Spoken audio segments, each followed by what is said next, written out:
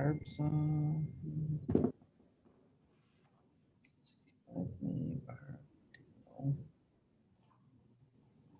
right, we are recording and we're live on Facebook. So, Mrs. Ray, we are all set if we'd like to begin. Okay, then we can stand for the pledge.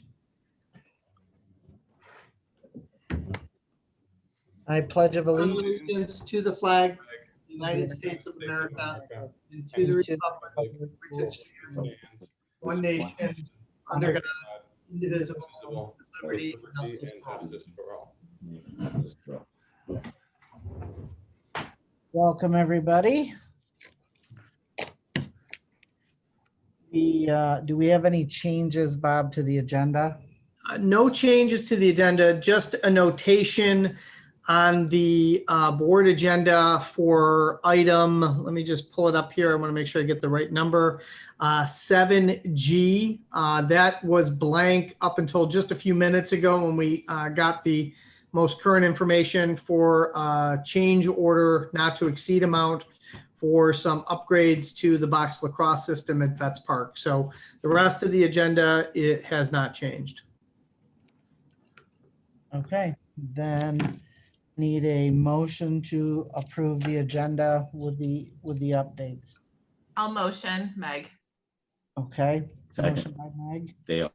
second by Dale. All in favor? Are we doing little? Aye. Aye. Aye. Opposed? Brad gave a thumbs up. Barb, are you giving a thumbs up? I can't hear you. Yeah, Barb's okay? Ray had the thumbs up. Yeah. Okay. I can't see if Carrie or Sue are on. Carrie and Sue are not on yet. Okay, I just want to make sure. So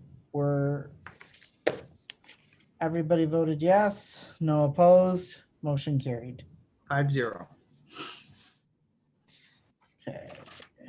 And item 3 is our recognitions and presentations. So we'll turn it over to Turner for our capital project update. All right, try to share my screen here. Brad. What? I had my agenda over here for today. Can you come and look for it? Can everyone on the call see my screen? Yes. All right. Hey, Julian, if you press down by there we go. Perfect. All right, we'll go ahead and get started. Well, good evening, everybody. Go ahead and get started with the capital project update. Oh, yeah, it's probably on board, Doug. Continuing with the theme from the last couple of updates, we'll start with closeout for phase 1, which is a high school, middle school project, phase 2, which was Prospect Elementary, Take it and find it. and phase 3.1, which is a high school, middle school roof project in the Seneca parking lot. So some closeout updates. We'll start with phase 1. We've actually accomplished a couple of punch list items from the 3 remaining that are listed here on your screen.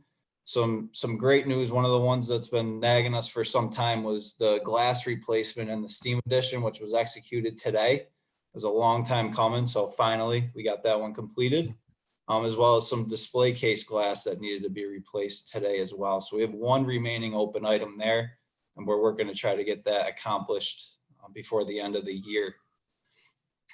Phase 2, we are down below 10 punch list items. They're all related to material that we're still waiting on. A few of them related to some terrazzo base and some of the corridors that's currently being fabricated. It should be out in the next week or 2. The others related to a drinking fountain in the hallway, and then some glass replacement over at the main entrance to the elementary school as well. Phase 3.1, no changes there. We're done with punch list, 100% complete, and we're closing out all the submittals behind the scenes, and I have the final pay applications to drop off to Karen on Monday for final payment to close that phase of the project out 100%. Open changes, some recent developments from the last finance committee meeting. We're actually keeping Beck Electric open a little bit longer than we originally anticipated to upgrade all the lighting through all the corridors in in Prospect Elementary. So we have one open change order there, and they're expected to be replacing all the light fixtures in the hallways next week, just prior to the holidays. So that's the one that we have there. All other changes are closed pending Teresa's signature in today's board meeting. So there should be a number of them later on in the agenda. Does anybody have any questions related to closeout at all before we move on to the Vets Park update? All right. No. So the main theme of the update for Vets Park, we're due to the temperatures and weather, we're done with site work for the season. We'll be resuming that and wrapping that up in March and April. So what you'll see a lot developing, what you'll see in the presentation here that's developed since the last meeting is a lot of your interior finishes coming together inside the buildings. So from the top left, we've started installing the casework. What you're looking at here is some storage shelving up in the press box for the baseball field. Bottom left, we've started the tile work in the bathroom. So you get some red accent walls with the herringbone pattern behind the sinks in the toilet rooms, as well as hanging some wood doors as well in that building. One upgrade that did happen on the exterior of the building was the prefabricated canopy was installed since the last meeting as well. And we've also started to install some of the accessories like shower curtains, grab bars, things of that nature in some of the bathrooms as well, which is what you're looking at along with the tile work in the bottom right-hand picture here. For the multi-purpose field team rooms, more casework. What you're looking at the top left, that's actually the coach's suite to the home team room. That was installed there this week. The bottom left photograph here, from what you might remember from the last update, there was a lot of flagging and temporary handrails on the top of that building. This past week, we've installed all the fascia, the red fascia that you can see across the top of the building there. That was all installed and cleaned up the outside of building B, which is the football and multi-purpose team rooms over the last week. The countertops for your concession stand, the installation of that has progressed this week. So that's coming together in there. So we were able to actually take out the plywood that was covering those openings to expose your roll-up doors at your concession stand in the past week here. And then site work and landscaping, like I said, not a lot has happened since the last meeting, but what did go in were the walking trail light fixtures, which are, from what you can see here, they're very nice, very unique, honestly. But what you'll see is when these get fired up, there's actually a thin line of light that comes out the face of it. I don't know if you guys can see my mouse navigating on the screen or not, but the light will actually project through a thin line on that fixture, which at nighttime is going to look pretty cool. Some things that have developed before or after we put this presentation together for you guys today, and it's pretty exciting news, is the hurdle that we had with the transformer that we discussed at the last meeting, having to send that back, which delayed permanent power being brought to site. We actually got that back a couple weeks sooner than we anticipated getting it back. It got set today. So what we're going to be doing is working with the city to get that online, test out all the Musco lights that we were looking to get started before the new year. We're actually going to be able to bring them in and schedule them in the first 2 weeks of January for a visit to start those up and commission them and get the site lit up at nighttime. So some pretty exciting news there that Julian, if I can just I was happy to deliver to you guys. What's that, Bob? If I can just interrupt with a question. Yeah. Have we contacted the city to get that scheduled? So we set it today. Jeff Pond is aware. They were out today to help look at it, make sure things were in order. They still have to finish landing all the wires and everything inside that transformer before we bring them out. We'll be working with Jeff to schedule a time either later this week or early next week to try to get that online once they get everything fired up. Great, thank you. Yep. Does anybody have any questions overall for the Vets Park project or just any of the capital projects in general? I I don't. don't. I should Thank you, note that guys. Mr. John did join the call just a few moments ago, so Mr. John is here, Mrs. Ray. Thank you. All right. I'm going to stay on for the duration of the board meeting if you guys have any other questions and want to bring them up during the board meeting. Okay. Thank you. Thank you, everybody. Thanks, Julian. Next, we have our school safety and reopening presentation. Dr. Beeler. All right, terrific. Thank you. In a few moments, I'm going to have our building level principals provide a brief update as requested at the last board meeting with regard to student progress up to this point. At this point, the district continues to be on 100% remote instruction. Cattaraugus County, including our portion of the county, are currently experiencing the highest incidence of COVID-19 since the virus first entered our region in March. Our current plan is to permit hybrid students to return to campus January 4th. But given what the region is now experiencing, we do not see this as a prudent. So we are going to push that date back for the return of students to hybrid to January 11th.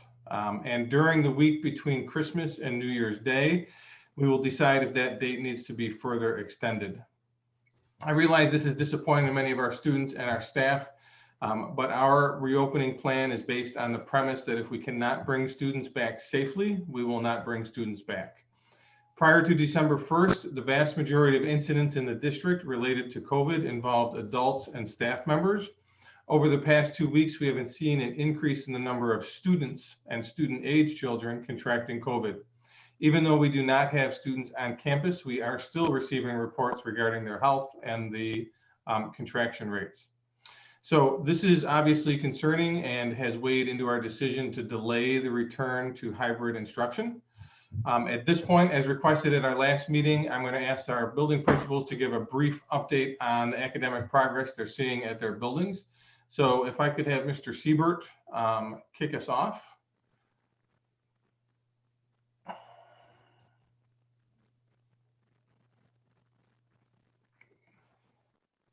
Maybe not. No, that's fine. Sorry, I forgot. there we go. I forgot I was muted. So, I mean, we all know that this has been a struggle for everyone. The challenges our students face are truly unbelievable and at times overwhelming for them.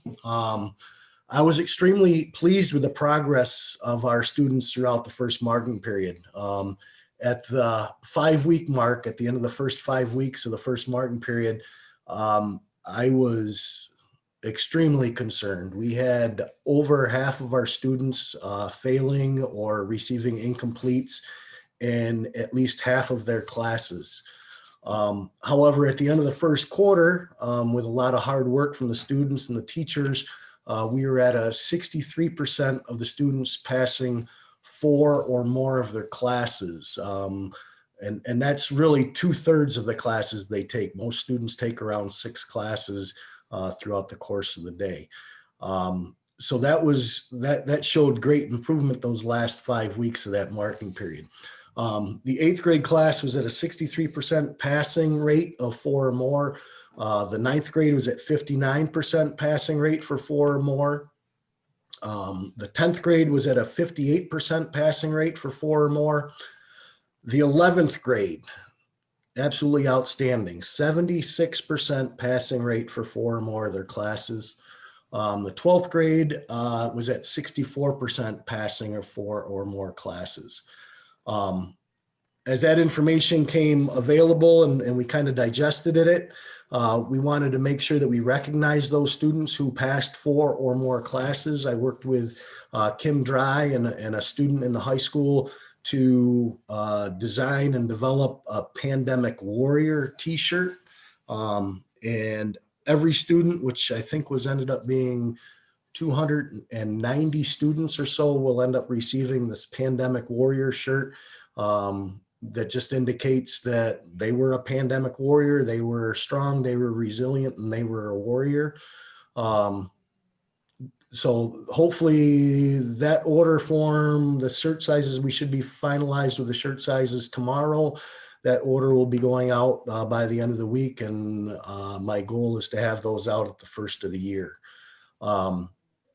And although we improved from where we were, obviously we're still not 100% happy with the results. We as a staff want to be better, and we're committed to helping all students. The ones that are engaged, and I know one of the questions is, who's doing better, the ones that are remote or the ones that are doing the e-learning hub. And it's kind of split. Ultimately, the ones that are engaged and actually showing up and taking part are obviously doing better than the ones that are not. So one of the things that we are doing moving forward, working with each grade level, we've restructured our advisory to be grade level specific.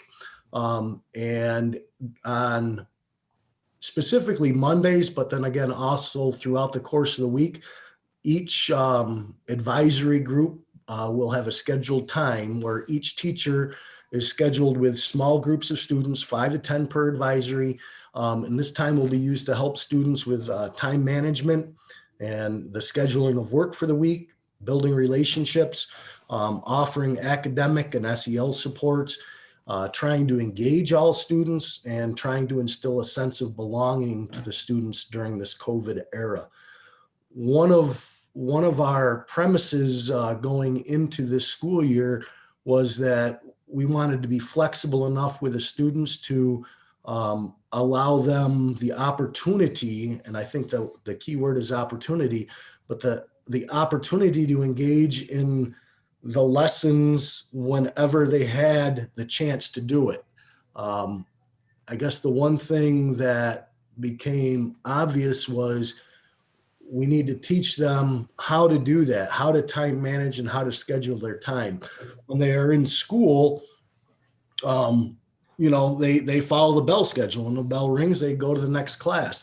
When they're at home and they're remote, they don't necessarily have that bell schedule going off in their head of when it's time to move on to the next topic, the next subject, or engage in the next activity. So one of the things that we're trying to do is teach some lifelong skills where we are teaching them how to do some scheduling of their time and some time management, which the goal is should benefit them and pay off even down the road.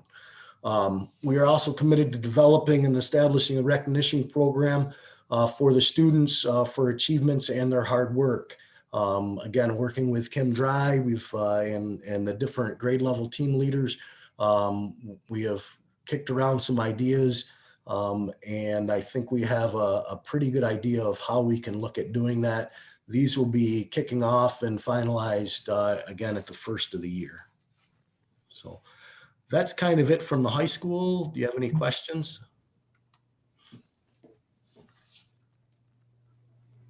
All right, terrific. Thank you. Mrs. Bieber, would you mind providing an update from Seneca Intermediate, please? Good evening, everyone. I'm sorry, I apologize ahead of time. I can't turn my video on from my phone for some reason, but I have to say I agree with Mr. Siebert. Engagement is key in student success right now. We are doing everything we can to engage the students and personalize learning to help each warrior be successful during this crazy time. With the in-person learning, we definitely see more quality work and we're able to support the students more effectively. In terms of schoolwork, Zoom attendance and participation when we're in e-learning, we have about 75% of our students participate regularly. This is, with a direct result of constant parent contact, daily, sometimes multiple times in a day, continual teacher-student contact, constant chasing of assignments, working with liaisons, tutors, the support staff, stopping our Zooms and calling when students are not on. It definitely takes an extreme amount of time and patience to get kids to interact regularly in a virtual world, but we're getting it done.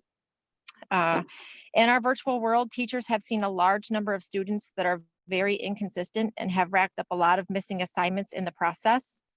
Over the past 2 weeks, this number has definitely gotten higher and the amount of students missing classes has increased as well. But we're all going above and beyond and doing the best we can to help our students and parents at this difficult time.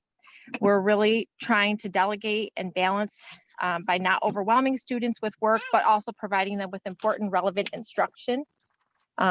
It's definitely important to note that there are some, not the majority, but some students and who have been very successful with the full-time virtual learning approach.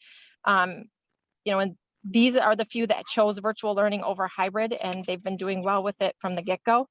So we've definitely identified students struggling, and we're working hard with the students and families to support them as much as possible during this time. And to improve some e-learning, we've definitely focused on making sure that we have set schedules and routines in place, and we're trying to mimic the school day as much as possible to increase our students' success.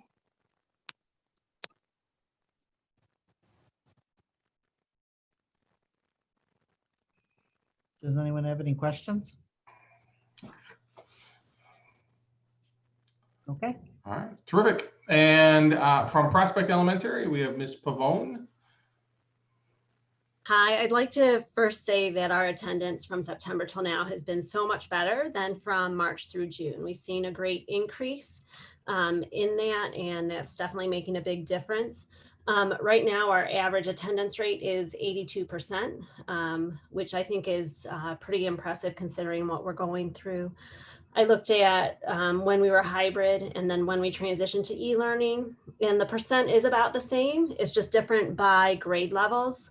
So our pre-K and K students need a lot more parent support to get onto Zooms and to the ClassLink platform. So we've seen a little bit of a decrease since we've gone into hybrid mode with our pre-K and K students. We're down to 71 and 72% there, but our second and third grade is at 84 and 85% attendance rate while we've been just on the e-learning mode.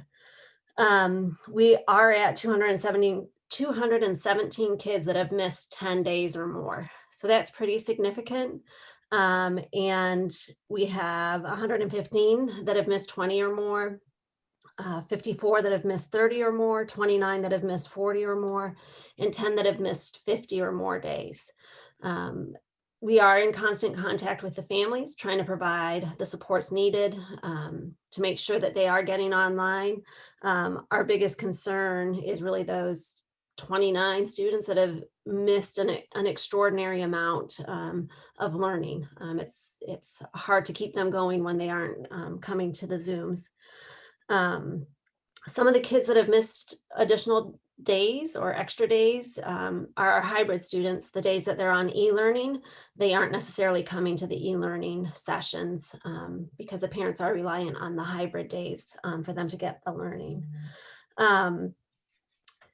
Academically, we are covering all the priority standards, trying to get through as much as we can. We're also trying to cover some of the gap that was created from March through June.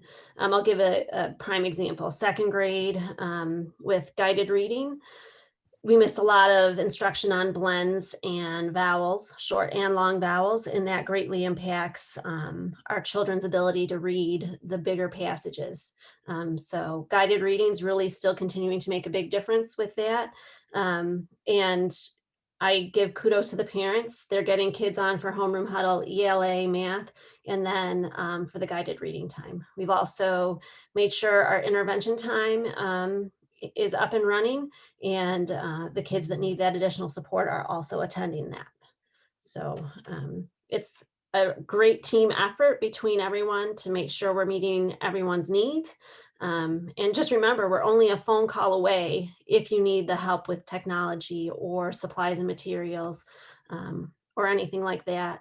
And I would like to share too, the teacher's desk in collaboration with 5 Star Bank has provided every kid with a backpack full of supplies and materials to help them continue on in January with what they need to be academically successful at home. So we're very thankful for that donation. Terrific. Thank you very much. Anyone have any questions for Ms. Pavone? All right. So at this time, I'm going to turn it over to Mr. Bridenstine, who I believe has a couple follow-up comments. Yes, just a couple of comments related to the reopening. What Dr. Biller had indicated is correct. The data that we are tracking regarding virus transmission, isolation rates, quarantine rates is something of grave concern to all of the school districts, and many of our local surrounding districts have fluctuated as recently as several times in the past 3 or 4 days, from in-person to virtual and back again and back again. The simple fact is that we are seeing that predicted trend that we anticipated and that we saw in Salamanca a few weeks ago, and it seems to be touching our peripheral neighboring school districts. So we wish them the very best as they deal with and struggle with opening and instruction and reopening and closings. And I think that is regrettably our norm. After we spoke today and over the last few days, we made the decision that to give parents the most information and available notice that we could. We think that it would be prudent to think, based on the trends from Thanksgiving, that the trend following the Christmas holiday and the New Year's holiday, that the data would be different. So keeping with our plan, Sean McDermott says, trust the process, trust the plan. It seems to be working pretty well for the Buffalo Bills, and so far for Salamanca, we've tried to stay ahead of this curve. And that's why we made the decision today that we would let families know that we will be remaining closed through the first week of January. We will be revisiting this throughout the next 3 weeks until we hit New Year's, and then again as necessary. It's all predicated on the safety, wellness, and the instructional plan that we have. And it also needs to involve the parents to make sure that they can take the necessary steps to provide the support to the children at home. Food service will continue. And as we know more, you'll know as soon as we know. With regard to that additional week, there are 2 things that are attached to that. One is athletics. We know that we had a tentative go date for low-risk sports of November 30th. That date came and went, and we extended it based on our circumstances to December 14th. That date came and went as a directive from the section in New York State that low risk would be pushed to January 4th. We're watching that very closely. If I had to predict today, I'm not sure that January 4th date is going to hold from the most current information I have. I don't know for certain if that is going to stick, but the trends seem to be pointing that there would be another probable delay for low risk sports. When it comes to high-risk sports, low risk for us is bowling, and that's the only low-risk sport that we participate in the winter. For the high-risk sports, it involves wrestling and basketball and cheerleading. There isn't great clarity on that, except to say this.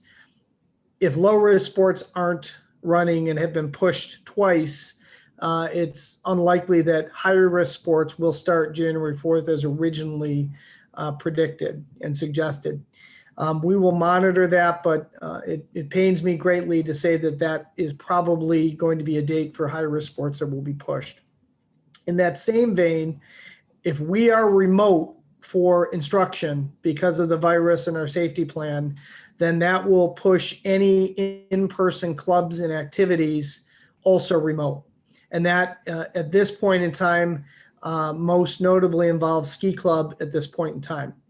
I will address one part with ski club as long as I'm on the subject, and it does deal with the opening.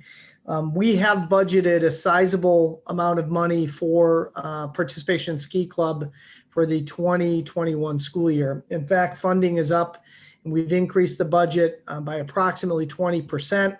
It had historically been in the $14,000, $15,000 range. It's now at $20,000 to cover the cost of lift tickets, ski rentals, lessons, and other related expenses, because we value ski club and we value the participation in an activity that's really integral in the Southern Tier. There was a post earlier this week that had perhaps a poorly chosen word, that the ski club was waiting to be funded. And I can confirm, and Mrs. McGarrett can confirm, that there is ample funding to provide for ski club. All we're waiting for is more snow, open slopes. We've got 2 of those, but a safety all thumbs up to make sure that everyone is safe. And as long as we're not in person for learning, we will take that same safety approach for ski club. It's not something we want to do, but it's something we feel, and I feel that we must do to protect the safety of all of our participants, both the advisors and the students. It's my hope that we get these things running as soon as humanly possible and as safely as possible. But as long as we're on the reopening plan, I wanted to tackle and touch on those few issues, and we will keep you posted. And I think I'll save the rest of my comments for my section of the communications portion. Thank you. All right, Mrs. Ray. Thank you. Does anyone have any questions so far? There's a question in the comments, Teresa. I don't know if Mark can take a peek at it. Yeah, I was just going to respond. So there's a question with regard to students and incompletes. Up to this point, the process has been that when students do not complete work, we don't simply provide a 50 or a 0 as a grade and then move on. We have been utilizing incompletes so that students understand that, you know, just accepting a 50 or a 0 does not necessarily mean that they don't need to do the work. So the question is, you know, what happens if they never do the work? And that is a terrific question.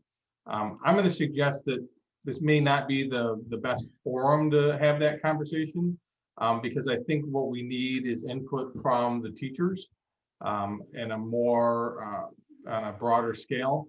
So I'm going to suggest that we take that conversation back to the buildings, because grading practices are really a building-centered practice, and then we look at what's happening in each building so that we can provide some consistency. So I'm going to suggest that we first take a look at that from the building level with additional teacher input, and then look at that across the district so that we can have some consistency. Thank you. Okay. Then let's move on to public comments. Is there anybody from Title VI that's on? I just looked on Facebook. Jess Krause had made a comment that she was having some computer issues, so she's not able to give comments, but if anyone has any questions, they can contact her. Okay, thank you. Then let's go on to central office message. Why don't we start out with Karen? Hello.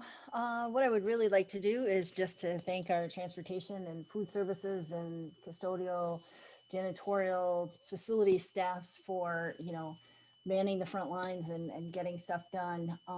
They've just been troopers in this whole thing. With continuing to manage things, and just basically give everybody a happy holidays and see you next year. And I'm out of quarantine tonight, so I can go back to the office tomorrow morning. Woohoo! Well, that's good. Thanks, Karen. Does anyone have any questions for Karen? Okay, then let's move on to Dr. Baylor. Sure. I just want to echo the thank yous to our sports staff, our parents, our students. We know that as we approach the holiday season, historically, these are exceptionally stressful times, and I just want to ensure that our students know that we are here for you, even though we aren't physically able to, you know, be here for you. But virtually, feel free if you have issues or concerns, reach out to us. We're here, we care, and are willing to help in any way possible. And that same statement goes for the grown-ups in the district, as well as our staff. Sometimes we forget that our staff are likely going through, somebody on staff tonight is having a difficult time with something.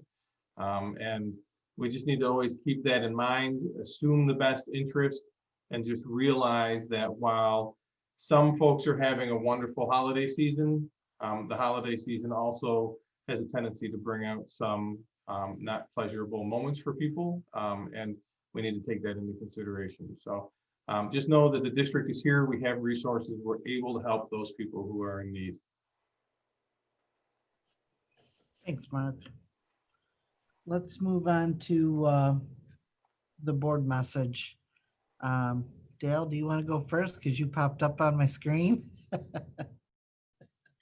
I'm always first. You're Now, always huh? first, yeah. I don't have anything specific. My internet's really slow and choppy. I just want to wish everybody a happy and safe holiday season. Thank you. Thanks, Dale. How about Sue? You can't see if she's out there or not, but I'm there. I just good. wanted to say happy holidays as well. Okay. Thank you. How about Barb?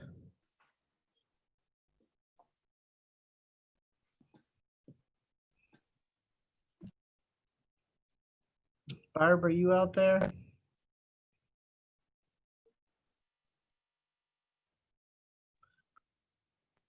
Okay, we'll skip over Barb for right now. How about Brad?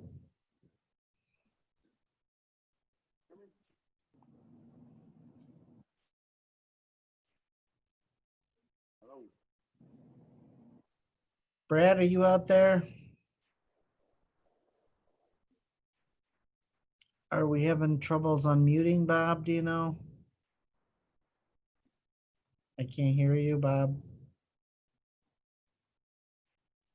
Sorry, Brad is unmuted, but he was having some internet issues earlier this evening logging on. So we may have lost Brad. Okay. He just commented that he's just having tech issues. So he's there, but just can't comment. Okay. And Barb is on, but is muted.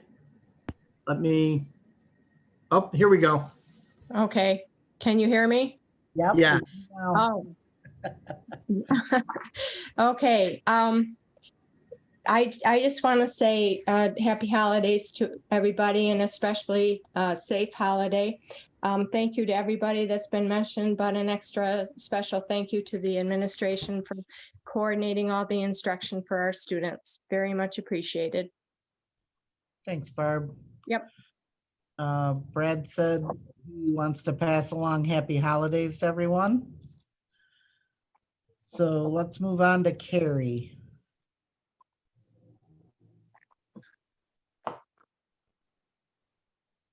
Hey, evening. Same thing. I want to tell everybody happy holidays. Thank everybody for all the work that they've been doing. You know, it's not easy, but everyone's doing their best and it is appreciated. I did have a question too. As I'm looking at our Zoom meeting here and I'm looking at the attendance list, I noticed that everybody here is basically staff. Do we not allow community involvement anymore, or is just the community not interested? Bob, Levi, Mark, anybody? What's going on with no community members getting on? Hey, Carrie, so I had posted all the board meetings in one event. And then also yesterday or the day before, I posted with the Zoom link and the time and everything. Usually we do have about 10 community members here on the call, but I don't see anybody on tonight. So I mean, it does get advertised and the message gets sent out, but Facebook feeds haven't really been hitting too much the last week or so. I don't know if it's just the holidays or people are getting lax and participating. Levi, are there participants on Facebook Live that you can see?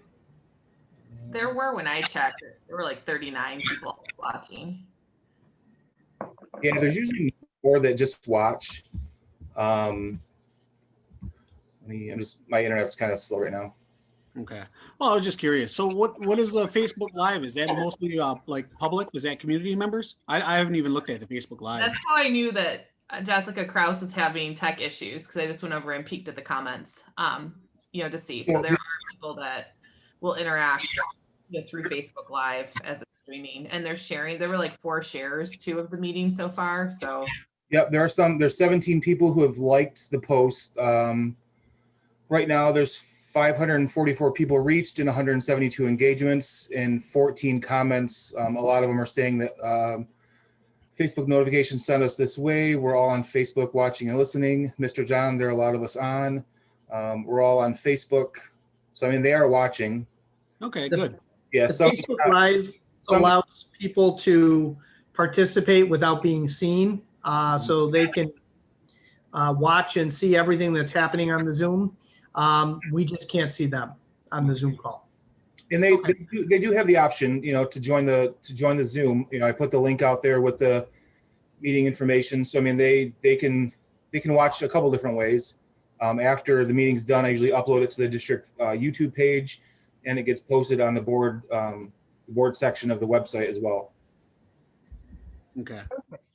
All right. Yeah, I just wanted a clarification on that because, like I said, as I look at the Zoom, I notice, other than like Matt Sikora and Kellen Stone or Kellen Quigley, some people I notice on here aren't or mostly the staff members and some aren't. So I just wanted to clarify and make sure that we're still reaching the public. It's great that we share all this information, but if we're not reaching the public, we got to do something different or we got to do something better. I did want to touch on the ski club thing. Bob already kind of went over a little bit of it, but this is something near and dear to my heart. This is something that I pushed for us starting this ski club and paying for it. We're basically a low income community, and skiing has always been seen as one of those, you have to be middle or higher class or, have some sort of wealth in order to enjoy the sport, which is totally untrue. But one of the things with our district and what we can do is we can provide that opportunity to a lot of these kids. And every year the numbers just keep going up and up and up. And honestly, this is one of the things, even if we are still in this pause from in-person learning, something like this is important, I feel, to a lot of people. We get into this situation right now where we're looking at let's call it the COVID fatigue that everyone's feeling. I'm sick of this. I'm done with it. I just want it to be over, things like that. Couple that with struggling with what we have for education, home life, everything else that goes on. You start to get into these depressional issues or depressional states. And then that thing I hate to hear about is seasonal depression. Winter is my favorite season out of all 4. It's number 1 in my book. I look forward to the wintertime. I look forward to the snow. I'm an avid skier. I'm up there 60 times a year. But I look at the mental health factor and the fact that we're still trying to get people active. Right now, we have over 60 kids signed up for ski club.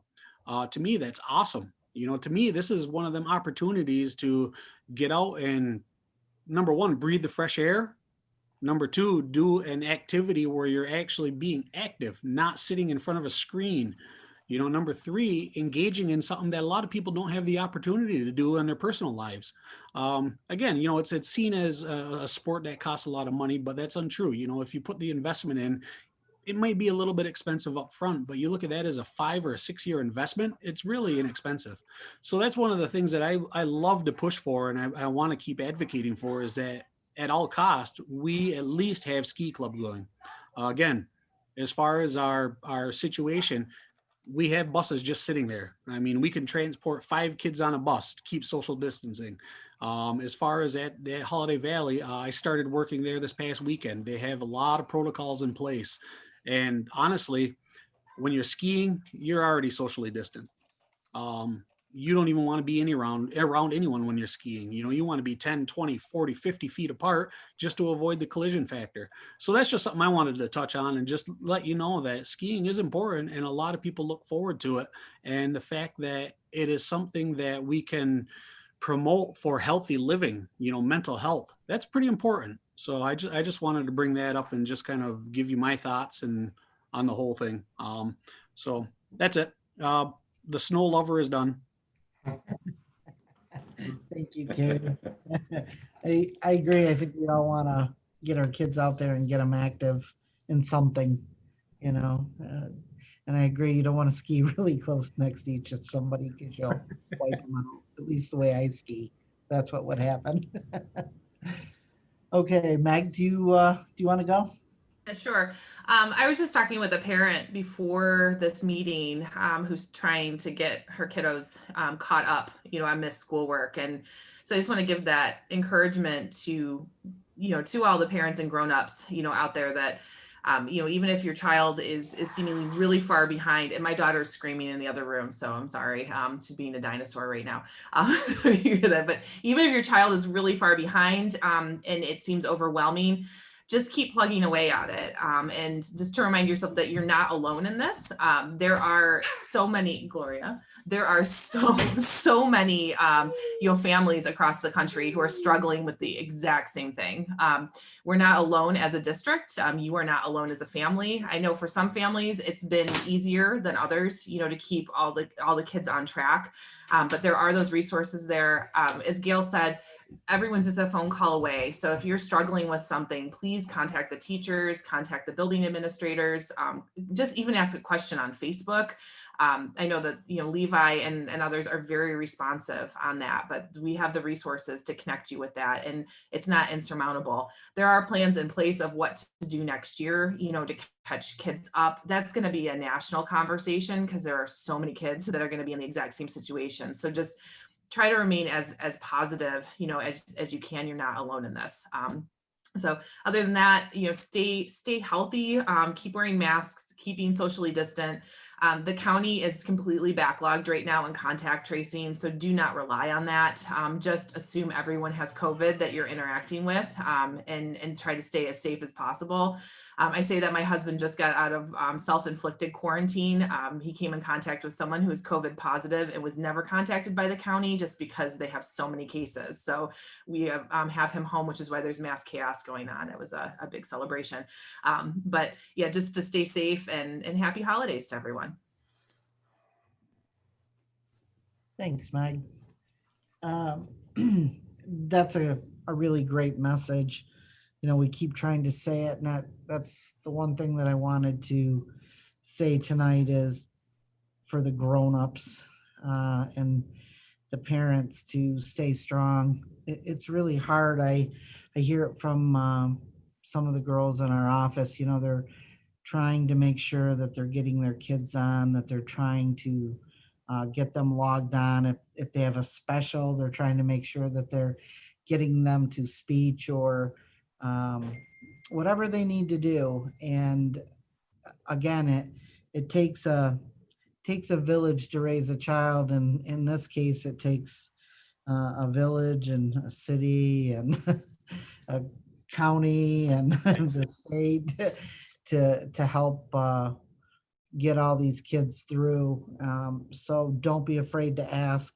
If you don't know who to ask, call the school, text a board member. I think all of our email addresses are online now. All of our phone numbers are online. So don't be afraid to call, because we're really here to try to help. We might not know the answers, but we can certainly try to point you in the direction of somebody that does. And Carrie, I like your Christmas tree. It looks very nice. So thanks for showing us that. I didn't know we were doing a show and tell. I didn't either until Lainey come in here. She says, hey, make sure you show him the tree. She had to turn it on and everything. You tell her it looks good. Decorated. She did a good job. But I would also like to wish everybody a happy holiday. And I'm looking forward for the day when the kids can come back to school. And hopefully with the vaccines that are getting out there, I know they're going to hit our higher risk population and our medical care workers first. But stay in there, stay strong, keep your circle small, wear your mask, wash your hands, disinfect your hands, wash your hands again. Really just try to stay safe. And I know with Christmas coming up, it's going to be really hard because everybody's going to want to get together, but try to just be as safe as possible. That's what I have to say. And happy holidays. Does anyone else have anything else they want to add? Okay. Then let's move on to the consent agenda. Lisa, I have a few items. I'm sorry. I thought, Oh, I'm sorry, Bob. I forgot you. it's okay. It would be It's all right. long-winded. Just kidding. So a couple of quick items. I appreciate everyone's comments. It's nice when you all talk about it and I can check it off my list as covered. But I do have a few issues. I do want to let the board know that with regard to the parent student transfer issue that we had talked about at a recent board meeting, I do want to report that we have met with the parent and I'll be following up with some feedback for the board and the staff, hopefully by the end of this week.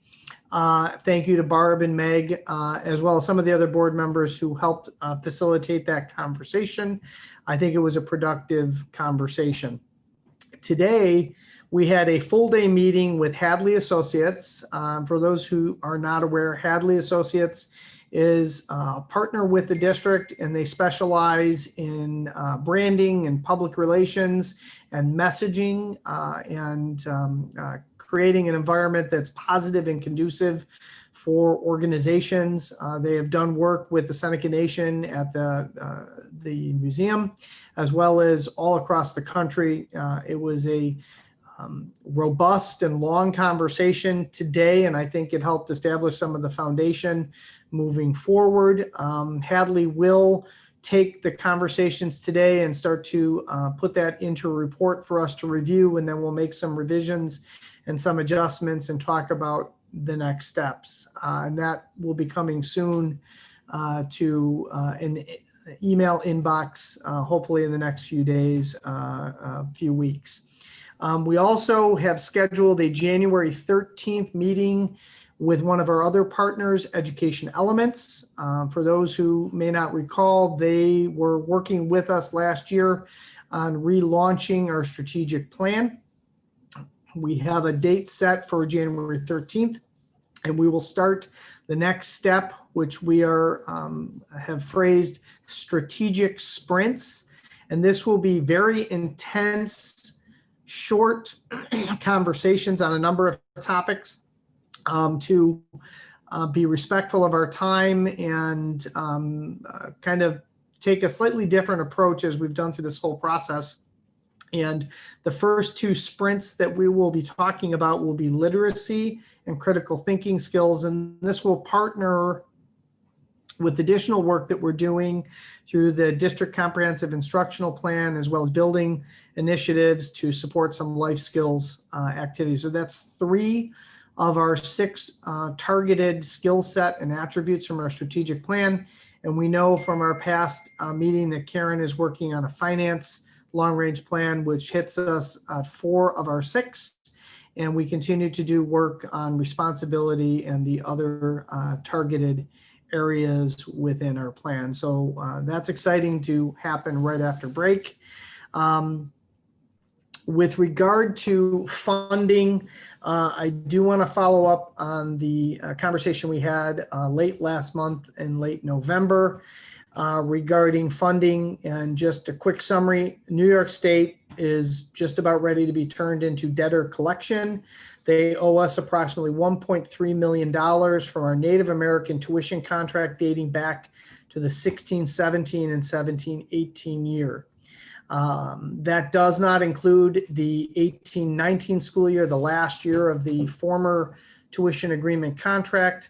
And right now we're going to concentrate on 16-17 and 17-18. We have reached out to a number of outside entities, including Senator Barillo, Assemblyman Giglio, the New York State Education Department, as well as the Small City Schools Association. And we continue to pursue this. And just to be clear, these revenues due to the district date back to the 16-17 school year. So this is not pandemic related. This is not anything other than New York State not meeting its obligation to Native American school districts. We are working to set up a joint meeting with the 13 school districts that do have Native American tuition contracts across New York State to try to get and put pressure on the state to honor their obligations to Native American school districts. I'll just leave it at that.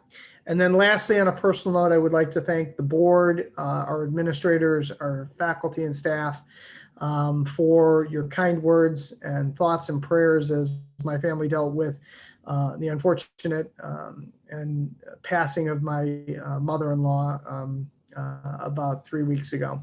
The kindness and the compassion that this district has when one of our own, and Mark touched on it, is really beyond description. It means the world to know that your family isn't just the people that share your last name or your residence, but your family are people that you work with and that you interact with, although virtually, on a daily basis. And it just means the world to Lisa, Bobby, myself, and our family to know that there are so many kind and caring people in our lives. And we're just, from the bottom of our heart, deeply, deeply appreciative. And with that, thank everyone for joining us tonight. Have a happy, safe holiday. And I'll turn it over to Teresa. Thanks, Bob. Okay, let's move on to the consent agenda. We need a motion to approve the consent agenda. Motion, Meg. Motion. Second, Yep. Dale. Motion. We got a motion by Meg and a second by Dale. All in favor? Aye. Aye. Aye. Aye. Aye. Barb? Aye. Okay. I think that's all the ayes. Opposed? Abstain? Motion carried. We have no old business. Our new business is an MOA with the CSU to provide the COVID-19 pandemic payment for the school monitors. So we need a motion to approve that memorandum of agreement. So moved. I think Sue rang in first. Yep, give it to Sue. I got a second. Okay. So we got a motion by Sue, second by Carrie. All in favor? Aye for me. Aye. Aye. Opposed? Abstain? Motion carried. Then we have- Excuse me, Teresa. I'm Pardon sorry. me. Is all 7 members are on, so we had 7 A's for both of those? Yes. Thank you. Thank you. Item B is our Indigenous policies and procedures.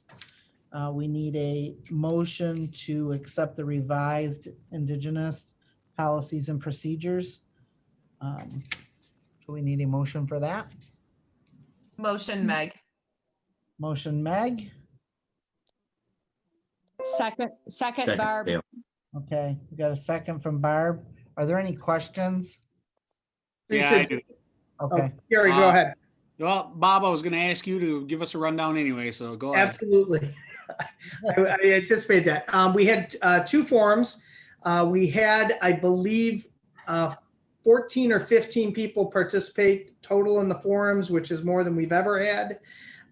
There have not been any changes to the policy. That statute, we can't change that. We did make adjustments in the summer and then distributed that information in the summer. And then again, after tonight's meeting, we will redistribute that. There have been no changes to the procedures that we have. I will be providing a summary of the elements that we need to report on for the next board meeting so that we get into the cycle of having a full calendar year report that coincides with the submission to the Department of Education in DC so that we kind of get this information on the same calendar as the application. There are currently 4 items that have been brought up in a formal fashion that have been resolved and addressed. And that process has begun with regard to hiring and referring to the committee as Indigenous Committee. And we are continuing to work on the revision to the application and working on a presentation to Title VI about the school reopening. okay. Then we have a motion by Meg, a second by Barb. So I'm just gonna do like a roll call, so to help Janet out a little bit. Thank you. Meg, Yes. Sue, Yes. Barb, Yes. Dale, Aye. Carrie.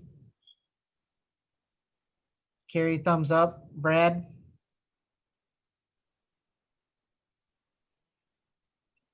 I think Brad's froze. So, Yes. and I'm a yes. Brad's a yes, I'm a yes. All, so we have 7 yes, no opposed, motion carried. And item C is our contract for A+ Technology and Security. So we need a motion to approve the contract for $216,213.25. So move. So we got a motion by Sue, Second, Barb. second by Barb. Are there any questions? Okay, we'll do the vote again. Meg? I'm gonna say yes because saying I makes me sound like a pirate when it's just me. So yes. Sue? Yes. Barb? Yes. Dale? Yes. Carrie? Yes. Brad? Brad's a thumbs up and I'm a yes.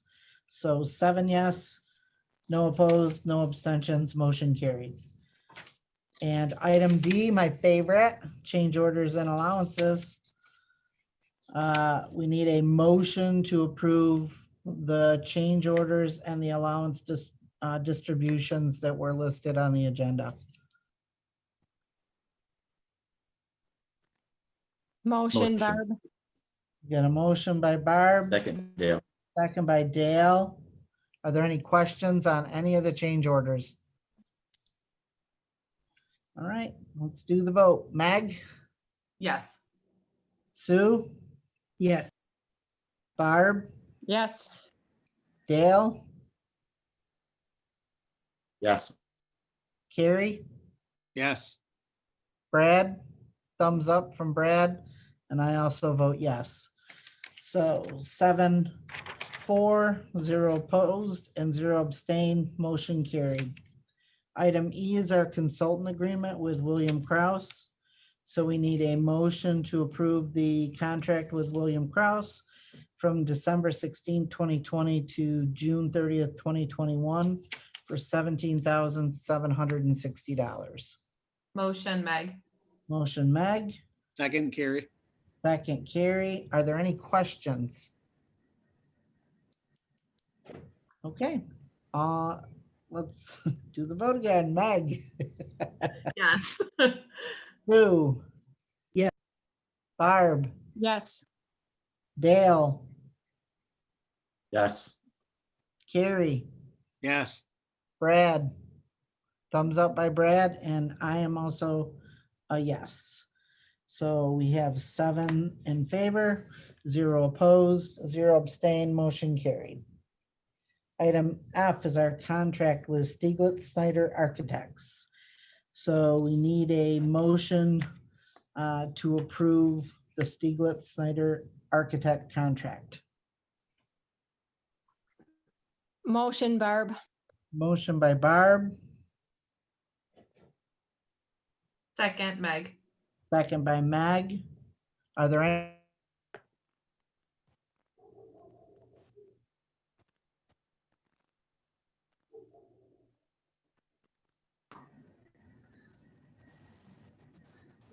Teresa may have frozen. I think she did freeze. She did freeze. Okay. Do you want? Yeah, so let me jump in here and then we can hand it off, Meg. We have a motion for the approval, a second. Any discussion or conversation about the AIA agreement with Stieglitz, Snyder, and Labella? I was just going to ask for a quick rundown, Bob. Yeah, we vetted this and worked through this contract agreement with Jeff Swiatek and Bree Skapinski from Hodson and Ross. The fees and structures that the architects have identified are consistent and identical to what they outlined in their RFP proposal for architectural engineering services. We've reviewed the insurance amounts. There was some conversation back and forth to make sure that we had the appropriate amounts. And I can tell you that Jeff, who will be joining us in a little bit, as we transition into executive to talk about the contract and talk about the document, has been great to work with, and they're very responsive and incredibly timely with any questions that the attorneys might have about the agreement or that we had regarding the process to move phase 3.3 and 3.4 forward. Okay. Do we have any other questions? I think I lost everybody there for a minute, so we have a motion by Barb, second by Mag. And we're ready to vote. Mag? Yes. Sue? Yes. Barb? Yes. Dale? Yes. Carrie? Yes. Brad? Is thumbs up. I vote yes. So we have 7 in favor, 0 opposed, 0 abstention, motion carried. And item 7G is the not to exceed amount, Bob? Yes, So that's correct. for the box lacrosse system, and that's for 560,000. So we need a motion to approve the not to exceed box lacrosse system. Motion. So we got a motion by Carrie, Second, Meg. second by Meg. Are there any questions? Okay, let's take a vote. Meg? Yes. Sue? Yes. Barb? Yes. Dale? Yes. Dale's the thumbs up. Carrie? Yes. Brad, thumbs up. I am a yes. So that is 7 in favor, 0 opposed, 0 abstention. Motion carried. We'll move on to our personnel consent agenda. So we need a motion to approve the personnel consent agenda. Motion, Barb. Motion by Barb, Second by Sue. second by Sue. Are there any questions? None of the individuals are present tonight, Teresa. Okay, thanks, Bob. All right, let's take a vote. Meg? Yes. Sue? Yes. Barb? Yes. Dale? Is a thumbs up? Yes. Carrie? Yes. Brad is a thumbs up. I am a yes. So that is 7 in favor, 0 opposed, 0 abstention. Motion carried. Item 9 is our information and reports. Our second reading of naming rights and dedications. We have our Indigenous Education Committee meeting minutes from December 9th and our upcoming events. And with that, we need a motion to go into executive session for the purpose of third-party vendor contracts. Motion, Meg. Motion by Meg, Second. second by Sue. All in favor on this? Aye. Aye. Aye. Thumbs up by Brad. Motion carried. Thank you, everybody who attended. Happy holidays, and please stay safe. We do not anticipate returning for action tonight. Okay. Okay. Thanks, everyone. A question and a Thank you. statement. Thank you. So we're gonna, Mark, is there a separate link to go to exec, or are we going to? No, I think that would be too complicated. So I made the change up and invited them here. So I see Jeff has joined us. Jeff, in the actually, if you just want to unmute and let us know who else from your organization or your colleagues are here so that we can just make sure we have the right people, that would be great.